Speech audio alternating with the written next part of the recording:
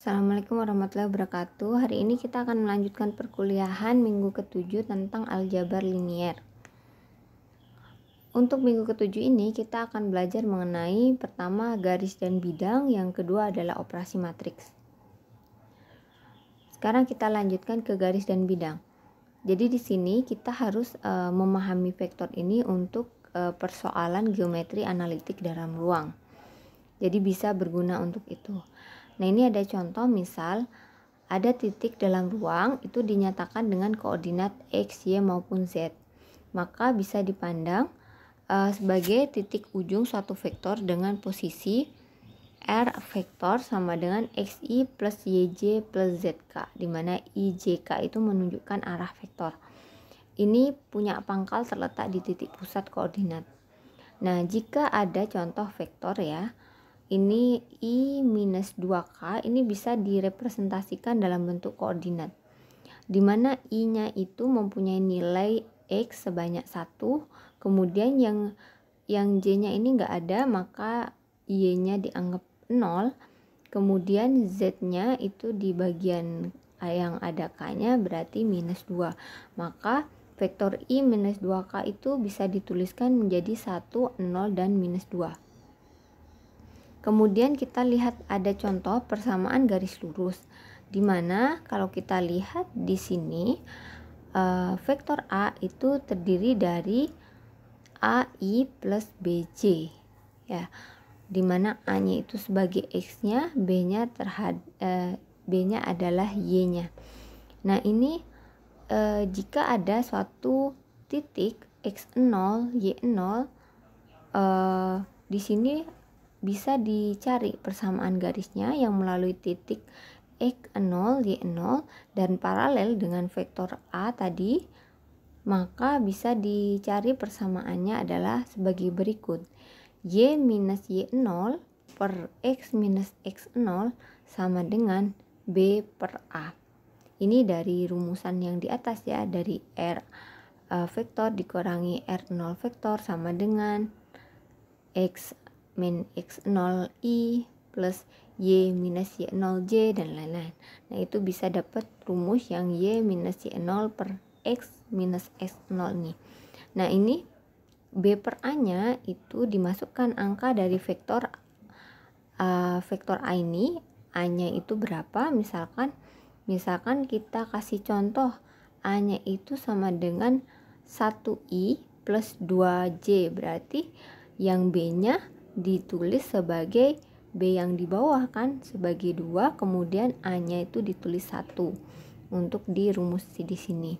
Kemudian tergantung Y0 dan X0-nya itu berapa persamaan. Jadi di sini melalui titik berapa X0 Y0, misalnya 3 dan 4, X-nya berarti X0-nya diganti 3, Y0-nya 4. Nah, nanti bisa dihitung dari tadi rumusnya itu. Nanti akan ketemu suatu persamaan Y sama dengan titik-titik ya, setelah dihitung X berapa tambah berapa, misalkan nanti kalian coba di soalnya. Nah, kemudian jika kasusnya bentuknya 3 dimensi, maka akan melibatkan komponen Z. Kalau ini untuk 2 dimensi pakai X dan Y, kalau di sini ini pakai Z. Jadi persamaan garis lurus yang melalui titik X0, Y0, dan Z0 dan sejajar dengan vektor A. Vektor A-nya juga terdiri dari AI plus BJ plus CK, itu akan memenuhi persamaan di bawah. Jadi kita masukkan X0-nya berapa, A-nya berapa, nanti akan ketemu persamaan garis lurus di titik tersebut yang melalui titik ini dan sejajar dengan vektor A, seperti itu. Kemudian yang lainnya, ini persamaan garis lurus dalam ruang jika dapat dinyatakan menggunakan persamaan parametrik.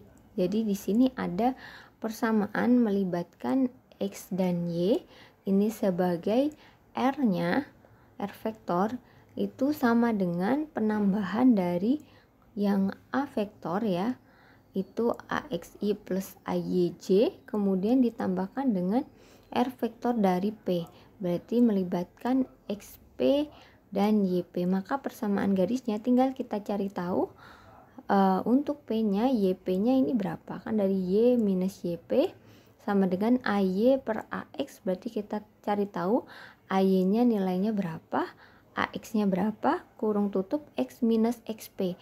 Nah, XP-nya ini dilihat dari titik yang ada di P, punya X berapa. Nah, itu akan ketemu persamaan garis Y sama dengan titik-titik ya. Kemudian kasus yang lain ya, ini untuk kasus 3 dimensinya. Jadi sama halnya dengan yang di sini, tapi ini untuk 2 dimensi. Maka ketika kita melibatkan 3 dimensi, R-nya ini sampai ke, jadi ada XI, Y plus YJ plus ZK, dan yang RP-nya juga seperti itu, XPI plus YPJ plus ZPK, dan AT-nya juga seperti itu. Nah, nanti di sini akan dikelompok-kelompokkan, tentunya yang X akan berkelompok dengan X, XP nanti ketemu dengan AXT itu, kemudian yang YP juga seperti itu. Jadi nanti tinggal kita cari tahu nilai titik-titiknya. Jadi biasanya soalnya itu titik P nya diketahui misalkan 1,2,3. Nah, nanti kita tinggal masukkan nih dari rumus ini, XP nya perlu dimasukkan ke angka 1, berarti di XP nya diganti 1, yang ada YP nya juga seperti itu. Dan ini vektor A, maka kita cari tahu AX T nya itu berapa, kita tentukan di sini. Ini untuk bedanya yang untuk 2 dimensi dan 3 dimensi, cuma berbeda ada komponen Z-nya saja yang di belakang. Oke, selanjutnya ini ada contoh yang lain ya. Ini misalkan tegak lurus. Kalau yang tadi adalah contoh-contoh yang sejajar, maka yang ini kita berbicara tentang persamaan bidang datar melalui titik X0, Y0 dan Z0 dan tegak lurus. Jadi tegak lurus dengan vektor N sama dengan AI plus BJ plus CK. Maka untuk menghitungnya ini dengan rumus ini. Rumusnya yang dilakukan adalah yang dari X minus X0, I plus Y minus Y0, J plus Z min Z0, K. Ini dikalikan, ini pakai dot product sistemnya yang kayak kemarin, berarti yang ada sama-sama I-nya ini akan dikalikan, berarti X yang di samping dikalikan dengan A-nya, kemudian nanti yang X0-nya juga seperti itu akan dikalikan dengan nilai AI, Y-nya akan ketemu dengan B, Y0-nya juga akan ketemu B, dan lain-lain. Nah, ini kalau tegak lurus itu maka hasil dot produknya itu sama dengan 0. Jadi ketika sama dengan 0 sudah dikali-kalikan ya, ini akan ketemu AX plus BY plus CZ minus AX0 plus BY0 plus CZ0. Maka ketika dipindahkan, pindah ruas, itu akan menghasilkan sama dengan, nah ini nanti bisa dihitung persamaan garisnya seperti apa, itu dari penghitungan ini. Ini untuk yang tegak lurus ya, jadi karena hasilnya itu harus sama dengan 0. Kemudian ini kita melihat ada jarak titik dengan bidang. Jadi ini ada PQ, jadi ada satu titik P di atas ya, di atas bidang Q itu punya komponen XP, YP, dan ZP. Kemudian ada komponen R ini punya XR, YR maupun ZR ya. Kemudian ada Q di sini. Kemudian ada N vektornya itu sama dengan AI plus BJ plus CK per akar dari A kuadrat plus B kuadrat plus C kuadrat, ini untuk mencari N-nya. Nah, ini ya kita mau mencari PQ ya. PQ ini itu sama dengan PR, berarti PR-nya itu dari XP itu ya, XP, YP, ZP, kemudian dikalikan dengan R, XR, YR, dan ZR-nya, kemudian dikalikan dengan N ini yang sudah dihitung yang besarnya ya. Oke, jadi dari situ nanti akan ketemu jarak titik dengan bidang. Jadi P dengan Q itu akan ketemu.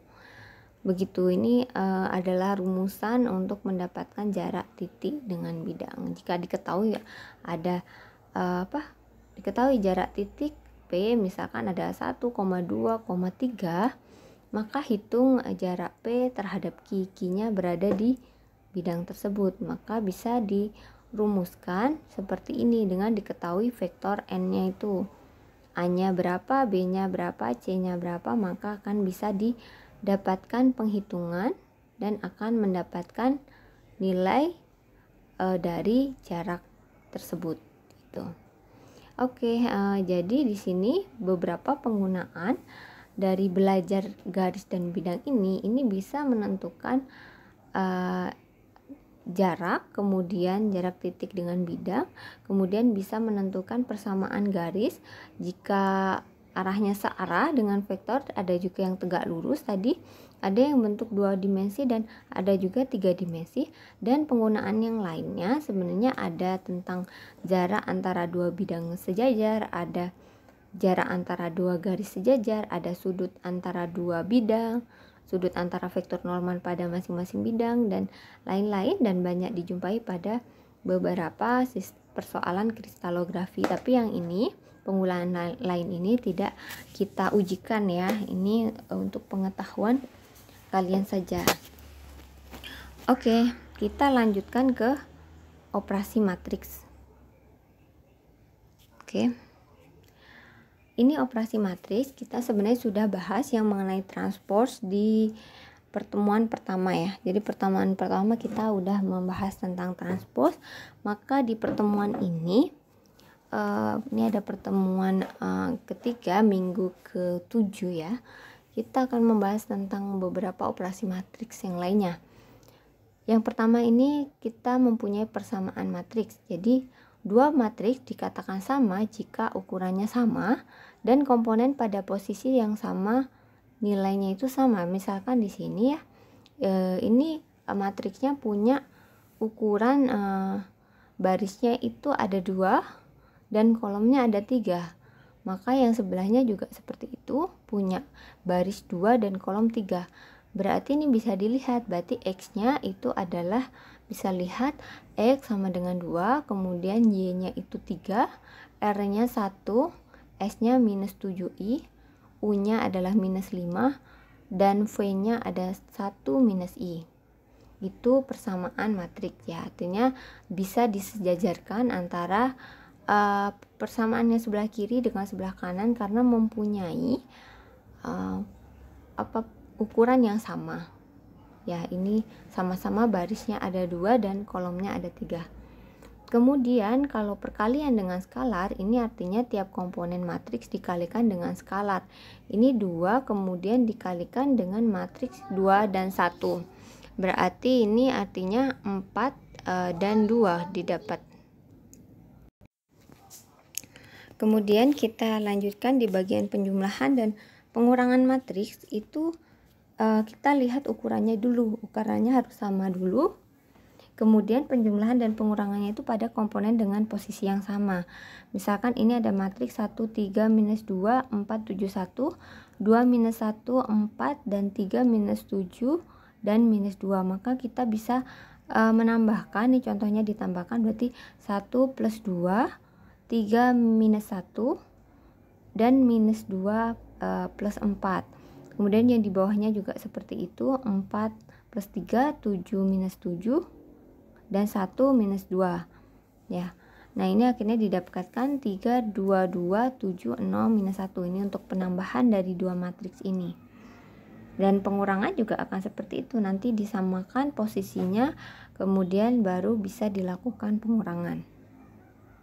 Kemudian ini perkalian matriks. Jadi bedanya kalau ini tadi perkalian skalar dengan satu angka tertentu, maka ini dengan matriks. Jadi sama-sama matriks. Artinya di sini jumlah kolom matriks pertama itu harus sama dengan jumlah baris matriks kedua. Jadi di sini kalian lihat kolomnya ada berapa? 3 ya. 1, 2, 3 untuk A, dan yang B harus sama dengan matriksnya.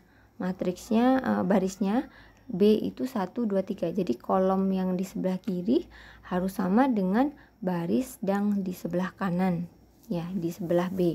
Akhirnya itu bisa dikalikan nanti. Jadi di sini hasil kalinya nanti akan berupa matriks ukuran 2 kali 1, karena barisnya 2 dikalikan kolom 3, kemudian B-nya kolomnya 3 ya, barisnya 3 maksud saya, tapi kolomnya 1.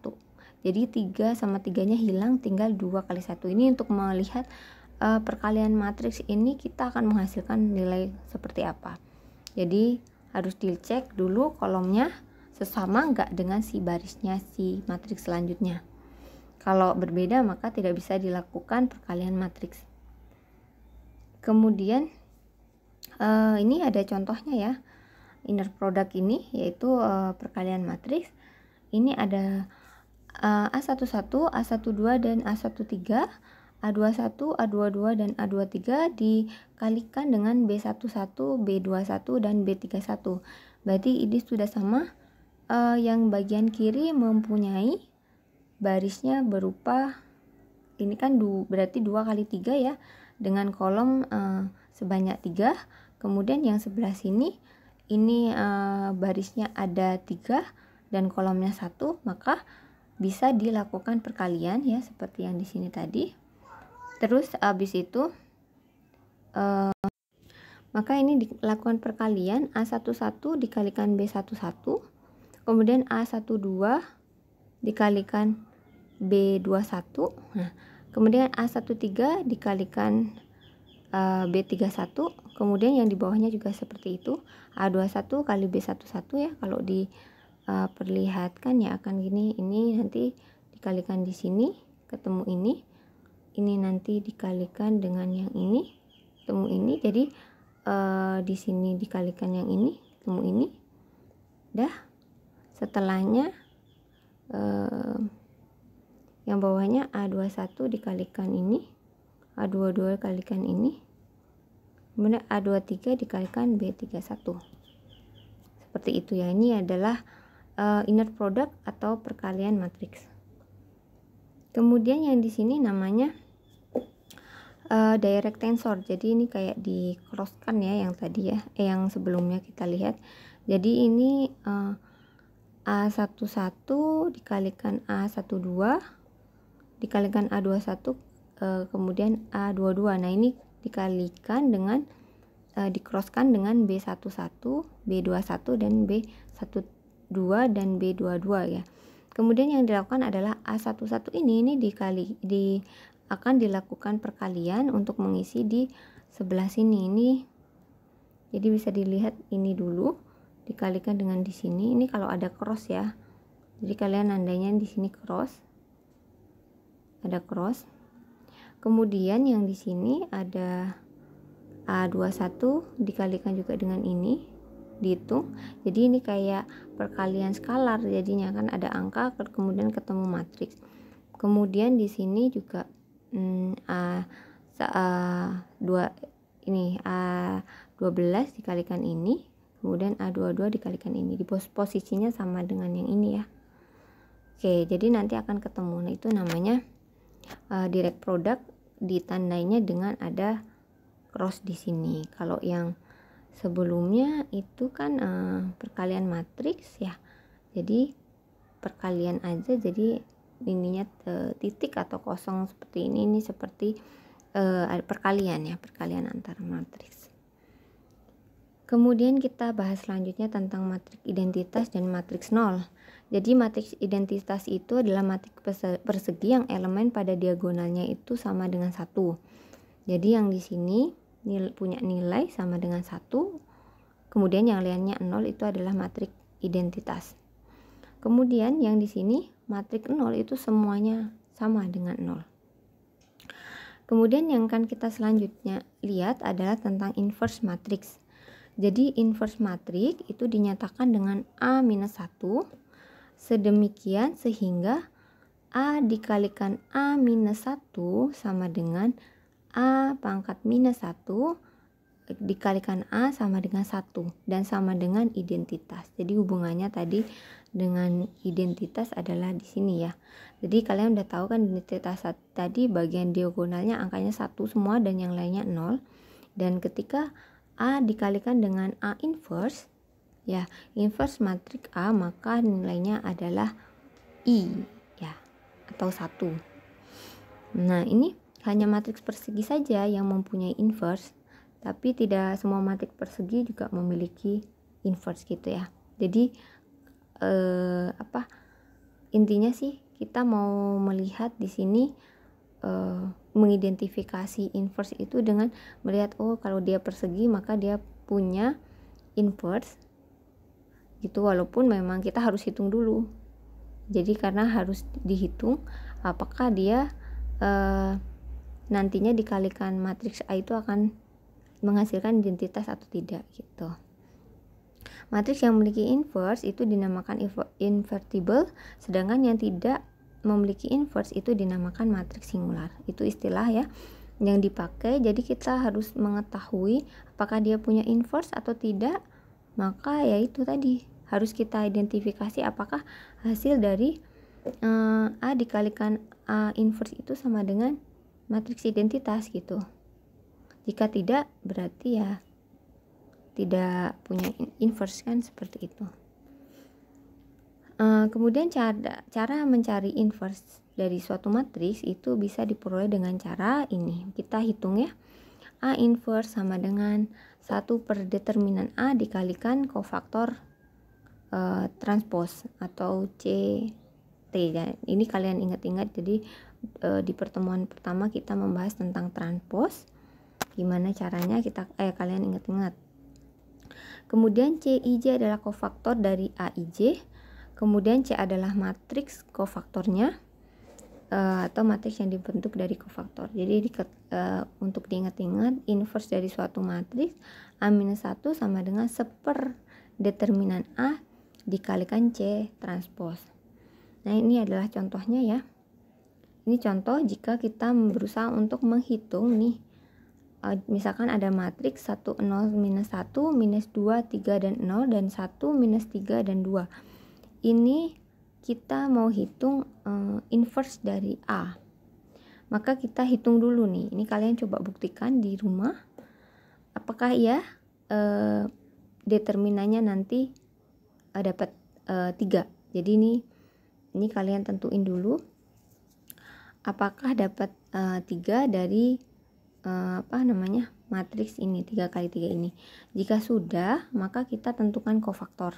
Kofaktor ini kalian cek, jadi kita akan ngitung kofaktor C11 sampai C33 ya, dengan rumus yang pernah kita bahas di pertemuan pertama ya.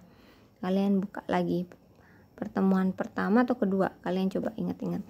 Nah, ini ketemu C11 sama dengan 6, C21 sama dengan 3, C31 sama dengan 3, dan lain sampai C33 sama dengan 3. Maka ya inverse A itu sama dengan 1 per determinan C transpose. 1 per determinan A C transpose. Maka kita masukkan 1 per determinannya itu. Oke, saya ulangi lagi, berarti inverse A itu sama dengan 1 per determinan A dikalikan C transpose. Jadi kita masukkan determinan A nya tadi 3, berarti 1 per 3. Kemudian C transpose ini berarti nilai C nya yang kofaktor tadi sudah dihitung, C11 sampai 33, itu nanti dibalik kan, ditransposkan, mana yang jadi baris nanti jadi kolom dan sebaliknya. Jadi di sini misalkan kita melihat C11, C21, dan 31 itu berupa kolom ya, maka itu menjadi baris ke-1. Jadi 6, 3-3-nya jadi di sebelah sini ya, kelihatan sebelah sini. Kemudian di sini 4, 3, 2 ini menjadi baris. Kemudian kolom yang ketiga ini menjadi baris yang ketiga. Seperti itu. Ini akhirnya akan bisa mendapatkan nilai ya dari inverse A, yaitu 1/3 dikalikan 6 berapa ya, 2. Kemudian nanti 3 dibagi 3 dan lain nanti akan menjadi angka tertentu. Jadi dari sini kelihatannya adalah bentuk perkalian skalar, tinggal dikalikan dengan 1/3 saja. Nanti akan menjadi inverse A adalah nilai tertentu ya. Ini kalau kita hitung coba ya. Berarti sama dengan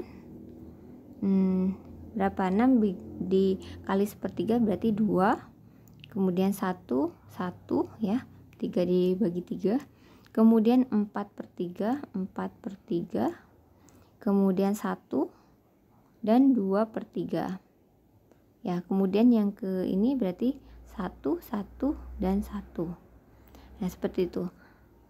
Jadi kalau mengerjakan ya sampai akhir ya. Ini akan mendapatkan inverse dari matriks A. Kemudian cara lain yang bisa digunakan juga dengan menggunakan inversi Gauss-Jordan. Nah, ini mirip dengan reduksi baris. Kalian bisa searching ya bagaimana cara menyelesaikannya. Intinya di sini kita tuliskan dulu nih matriks A-nya yang ada di sebelah kiri, yaitu ini ya, tadi yang kita mau ubah ke inverse. Kemudian setelahnya itu pasangannya itu berupa matriks identitas, itu ditulis di sebelah sini. Kemudian dari situ akan menjadi matriks I itu nanti kita ubah dengan menggunakan reduksi baris, kita jadikan ke sebelah kiri, sementara yang sebelah kanannya itu menjadi matriks hasilnya dari reduksi baris, itu akan menjadi matriks inverse gitu, atau inverse matriks. Jadi ini bisa kalian buktikan ya nantinya. Jadi bisa dilihat bahwa yang bagian sini ini adalah hasil dari inverse matriks A setelah dilakukan reduksi seperti yang telah dijelaskan tadi. Oke, sekian perkuliahannya saya akhiri. Nanti tinggal kalian latihan-latihan untuk persiapan UTS. Oke, semoga bisa bermanfaat. Assalamualaikum warahmatullahi wabarakatuh.